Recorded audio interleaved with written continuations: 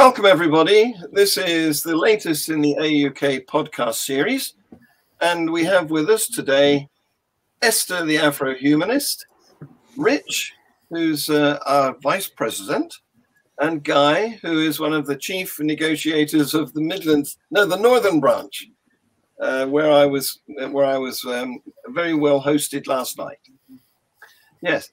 So we've got a very interesting issue to talk about today, because there's this poor lady. She's a university lecturer. I'm not going to give away too much about her because I think she wants to stay anonymous at the moment. But she's got 3 kids, and they're currently at a Catholic primary school. It's called St. Thomas More. Not an unusual name for a Catholic primary school. Many parents of children at that school are not Catholic. You know, I mean, they sent their kids to the nearest school, and they weren't too bothered about the designation because, you know, we live in a country where religion hasn't meant much. So they sent them to the school, and it turns out now it's transfer time. The kids are about to move up to secondary school, and the Catholic diocese of Nottingham is demanding that those children should go to a Catholic secondary school. They're blocking local non-faith schools from listing St. Thomas More as a feeder. What do you think of that? That's crazy. That's absolutely crazy, because the school must know that some of the students, the pupils in that school, are not Catholic. Listen. When I first moved to the UK, lots of people from African background would say, oh, the best schools in the UK are Catholic schools, right? People who aren't Catholic would send their children to Catholic school because there's an assumption that Catholic schools are good schools. But never heard of this idea that when they have to move on to the next phase, they've got to go to a Catholic school. It's just absurd. It is. It's absurd. Absolutely absurd. But you're right. Sorry, Rich. I just want to come in there. During my time as a primary school supply teacher, I taught in a couple of those Catholic schools, and in fact, they were quite pleased that as a non-Catholic I was there, because when the Catholic children at the confirmation age were going off to have their confirmation classes, they had someone who could take all of the other kids who were not Catholic and not going through confirmation. They had someone that they could actually, in that lesson time, which was part of their RE, I could take them and do other, and I think much more useful pursuits with them. So they absolutely know that non-Catholics go to these schools. Yeah. And to me, this smacks as a way of trying to keep a grip, yes, on the minds of children, even when that goes against the wishes of the parents. Yes. And one of the things I will say is, one of the arguments that's always trotted out for faith schools, and let's face it, this is a terrible argument anyway, but it just goes to show actually the hypocrisy in this. One of the arguments that these Catholic and other religious denominations that run schools say is that, oh, it gives parents more choice. Well, how does it give them more choice if you are taking that choice away from them? Yeah, exactly. No, it isn't. Yeah, I mean, I think that more choice. Surely the main point here is that it's discriminatory. Yes. You know, how on earth can you discriminate in that way, unjustifiably, against parental choice of school? It's completely out.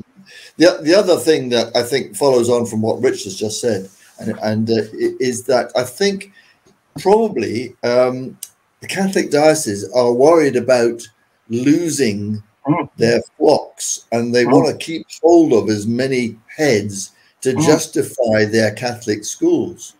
Because if parents had a free choice, they would probably not necessarily want to send their children there. Absolutely. And the thing is, when you apply for school, normally, right, through the normal school process, you get choices. I don't know about secondary school, but if I remember correctly, for primary school, you get about 5 choices, right?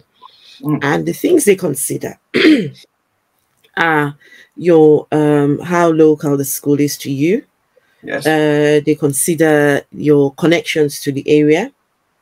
They, of course, if there's any spaces available, that's usually, of course, they don't want the classroom to be full up, and some other things that they do put into consideration. Usually, you will get your first choice. Yes. If you don't get the first one, then you can get the second, or straight on there. I remember when we moved, and I applied for primary school space, we didn't get the first choice. We got the second choice. And the 2 boys started at the second choice. And we started to enjoy it there. A few months later, they came back, the council came back and said, we now have spaces at your first choice. Do you want to move to the first choice? By this time, the boys had settled already in the second choice. So there was no point in moving them. We just left them in the second choice. What I'm saying is they're taking choices away from these people. Yes, absolutely. And I went through this a couple of years ago with my eldest daughter, who is now in year 9, but obviously back then she was in year 6 going up to year 7. And we had a whole list of schools from which we could choose. And I think I opted for her to go for a school that wasn't even on the list. It's further away, but I thought it was a good school. That's another story, because it turned out not to be, and I've since moved her. And we've got a younger daughter who's in year 6 now and going up, and she's had a choice again, and she's going to her first choice of school. But you're right. There's been a sort of a feeling amongst parents that a Catholic school might be better, and that's become known by the phrase "on your knees to avoid the fees." If you pray, then you might get a school that's as good as a school that you would be a fee-paying school to you. Anyway, I wanted to delve a little bit more deeply into this, because this poor woman, she has been fighting the diocese, which is blocking the local non-faith community ethos schools from listing St. Thomas More as a feeder primary. And you're right, they've taken choice away from the parents, and the diocese has, thanks to the Tony Blair initiative, we've now got academies everywhere, and that's let the churches in, because they pay some nominal amount of money, and then they get control of the syllabus, control of the curriculum to an extent, all sorts of special powers that previously weren't available except through the local educational authority. And there are some decent academies that are sponsored by commercial enterprises, but a lot of them are faith-based. And this gives them powers that we wouldn't like them to have. So the head of the Nottingham Diocese Academy Trust, a chap called Neil Locker, said that neither they nor the bishop would allow any Catholic school to associate as a feeder school with any non-Catholic school, because the relationship between primary and secondary schools is fundamental and sacrosanct. What a complete load of... Yeah. Sorry, I don't want us to lose our rating, but absolute load of nonsense. I mean, the Catholic. I've taught in a couple of Catholic schools, as I said earlier, and whilst one of them was a sort of semi unofficial feeder into a local Catholic secondary school. The other one wasn't. That Catholic secondary school did not have the best of reputations when it came to academic or behavioural issues. And the kids, wonderful kids, actually, really wonderful kids. They were some of the best that I'd ever worked with. Yeah. Many of them ended up going to local, faith-based schools. Yep. Several of them did, higher proportion than their non-faith school compatriots, but you would expect that. But there was no issue either with the schools, either with with the parents or the kids, for any of those kids, Catholic or not, who wanted to go to the local secondary school which was not faith-based. And this idea, like so many other ideas that these people come with, absolute balderdash. They've pulled it out of their backside because at the end of the day, they want to try and indoctrinate children. And they want, and even those who are not from those backgrounds, if they can get a couple of extra bums on seats, they will consider that a win. But it's absolutely disgraceful. Did you hear about the recent? There was some new policies about cracking down on illegal schools. Yes, faith-based schools, and schools that are not meeting the guidelines. Yes, not even properly licensed. Yes, properly, those kind of schools. Of course, Catholic schools would not fall under the illegal school criteria, but the faith-based schools. I think it's time to start considering how much power these people have, right, and how much control they get to exert over the children, because it's not really about the faith anymore. If this is my own personal opinions, I feel like it should be the choice of the parents, the choice of the children, and not the school. The convenience of exactly. It could also be. It could be completely not convenient. It could. But it's just about the convenience of the diocese should be irrelevant. Sorry, Guy. Sorry, I said the convenience of the diocese should be irrelevant. Yes, and their wish to retain their empire, their school empire. I mean, this is something that is in itself a really bad thing that we need to dismantle. Frank, we need to dismantle the very involvement of churches from the school system. Period. Yes. It's not, period. I mean, that would firstly solve all of these particular individual problems. And there are other problems as well. I mean, if you go back to what you said, some people, you get a list of 5 or 6 schools. I know people that live in rural areas, they don't even get that. They get one choice. They get one choice. The only school which is within a travelable distance from where they live. Yes, and often that is a faith school. I remember a few years ago I was at a conference in London, and there was a guy there. I think it was Dr. Anthony Lempert. He was initially brought in to talk about the Secular Medical Forum, but they also had him on a second time in the afternoon talking about his experience as an atheist parent whose only school was the local Catholic school, and the battles that he had with that school to ensure that they weren't indoctrinating his children. Right up to the point where, they were forcing his kids to go to Catholic church services. They were they were forcing his kids to attend what amounted to full-on church services in the school itself during the collective worship period, and the Catholic RE curriculum. And he said, well, but the law is very clear that even if you send your child to a religious school, if it is state-funded, every parent, regardless, still has the right to withdraw their children from RE and collective worship. Yep. And they turned around and said, no, that's not, despite the fact that this is already settled in law. Yes. People have sued over this, and there are stated cases out there regarding this.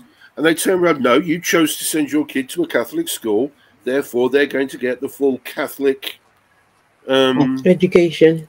And the amount of time he spent arguing with, sitting in the head's office trying to explain the law to the head, the blood, sweat, and tears that he had,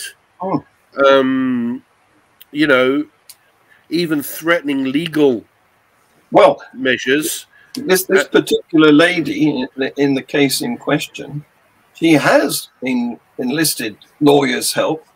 She's spent thousands of pounds on lawyers making cases to the Education Authority against the Nottingham diocese.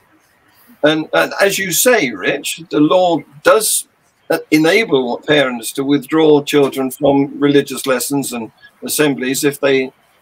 How are they trying to do this when it's illegal? I don't know. Well, they use the excuse that they have insufficient staff to supervise the children when these things are happening. That's the excuse they try to impose on people. But as I've said before, I've been a member of staff in a Catholic school.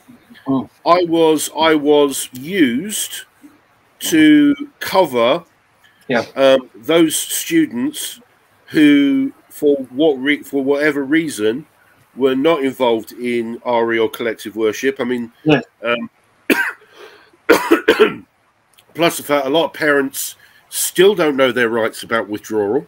And it seems like I didn't know I had that right. There you go. You can, You're right. It's an excuse that they're using. And if you're outraged by what we've talked about so far, listen to this: how the Nottingham diocese has been trying to, by devious means, get their way.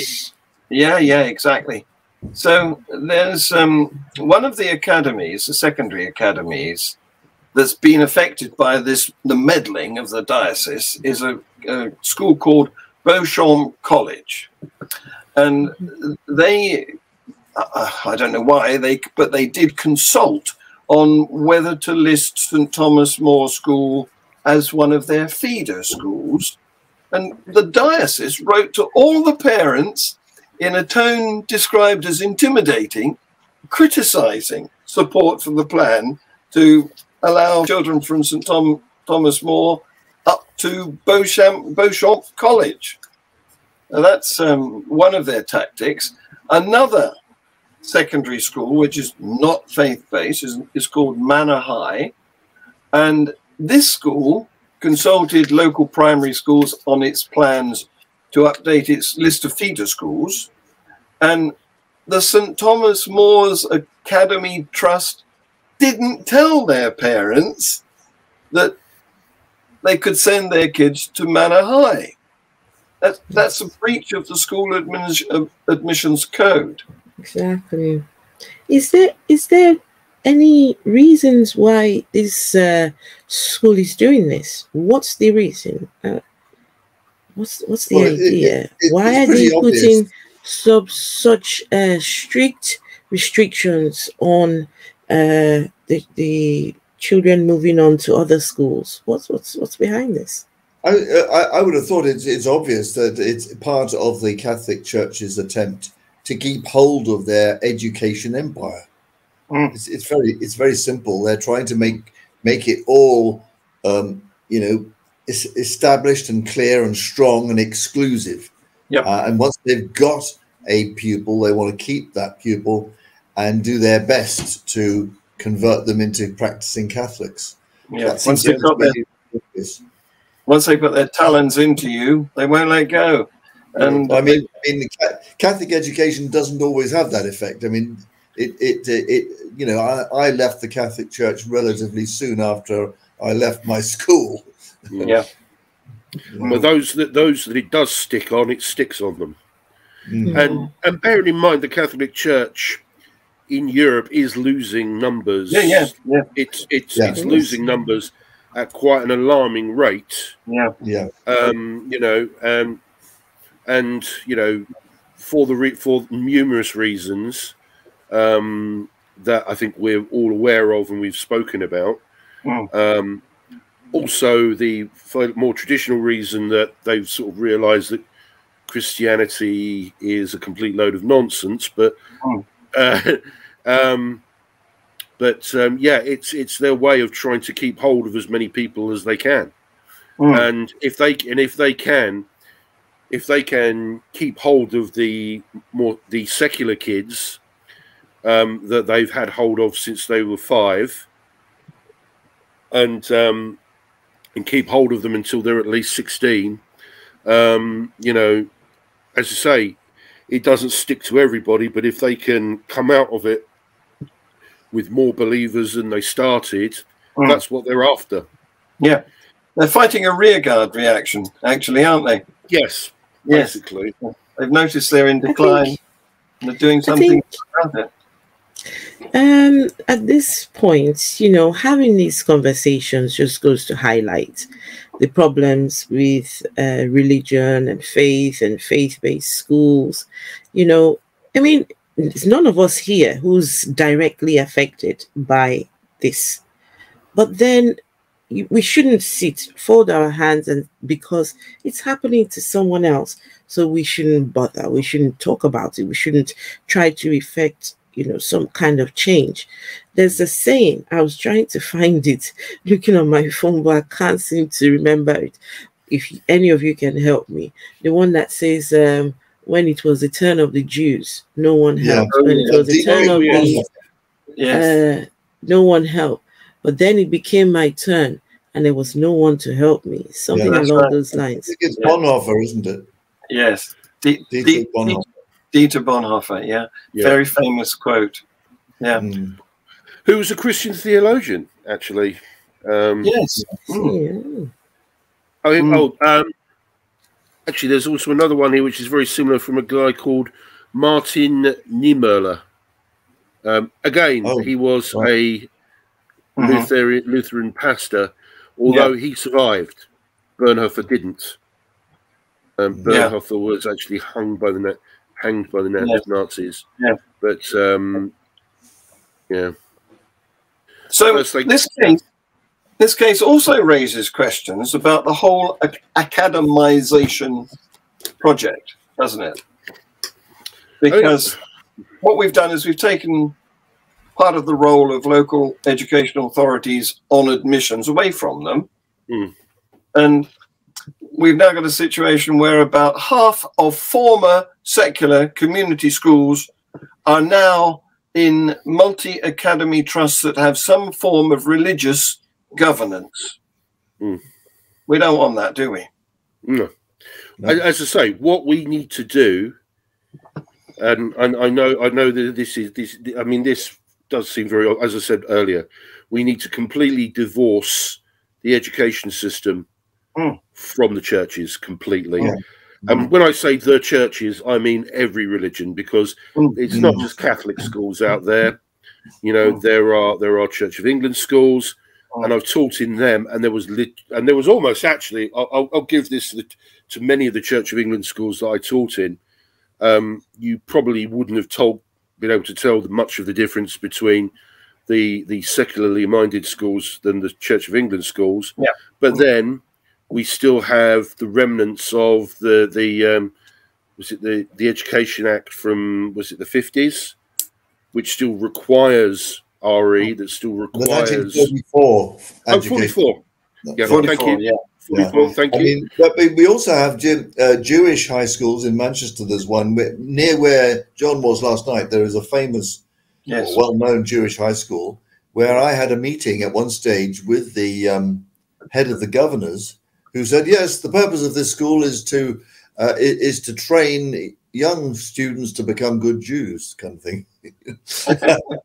Pretty and I've got there's also Islamic high schools in Manchester. There's an Islamic high school near me, which is constantly failing Ofsted inspections. Yeah.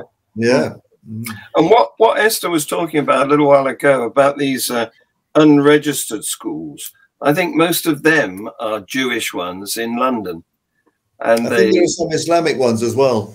Is there? Yeah. Well, I mean, I encountered several Christian ones as well when I used to work in Lambeth. Really? Oh.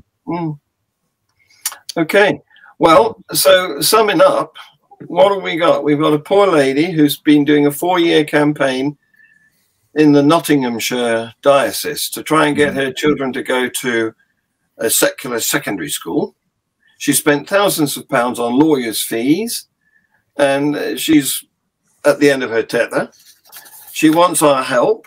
There's been obvious religious discrimination, and she wants to raise funds to cover her expenses. So here's where you can donate to: crowdjustice.com/case/stop-religious-discrimination/ So please, I'll leave that on the screen, I think, so that people can see that. And this is on the day when our monarch is celebrating her 70th anniversary, and of course, she's the head of our church. and actually, one of the things that's just come into my head now is, you know, one of the things that we've been talking about is the fact that every time we try to step in, whenever there's a legal case, whenever there's even a moral case, the churches tend to just slides off them, and they approach it with this sense of entitlement, that they've got an entitlement to get their hooks into children. And I think that's a really important thing that we've also got to consider, because, you know, they're ignoring the law. Yes. You know, they're ignoring the law. And they're ignoring what they think is entitlement. We would call their privilege, that's based on nothing more than tradition and the fact that they're sort of endorsed by the monarch. I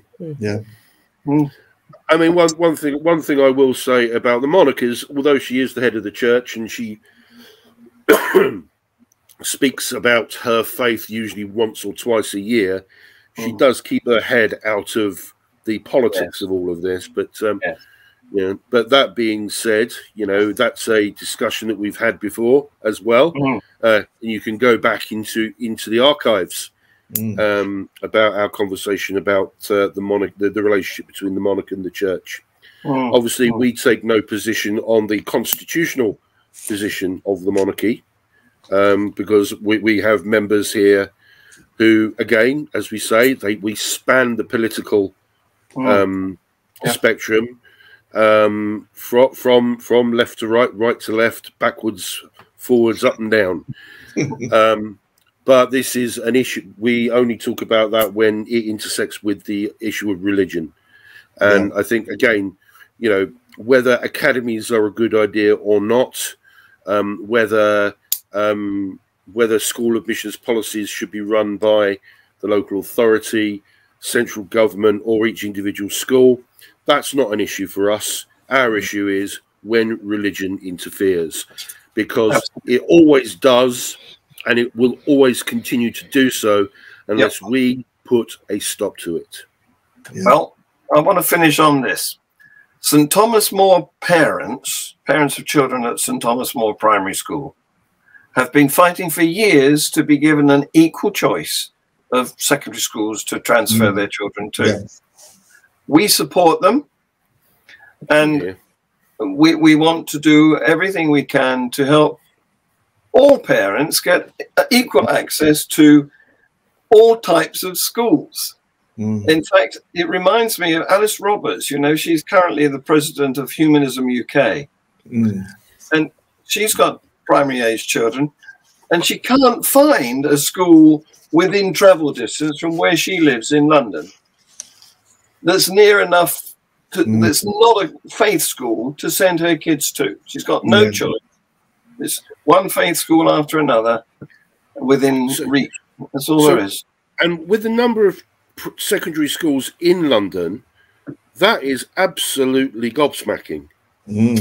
I don't know whether this is secondary or primary in her case, but yeah, same problem anyway. So thanks, guys. Thank you, everyone. And please contribute to this worthy cause down here. And don't forget to like, share, and subscribe. Yeah, Absolutely. Absolutely. Yes. Brilliant. See you again soon. Say bye-bye.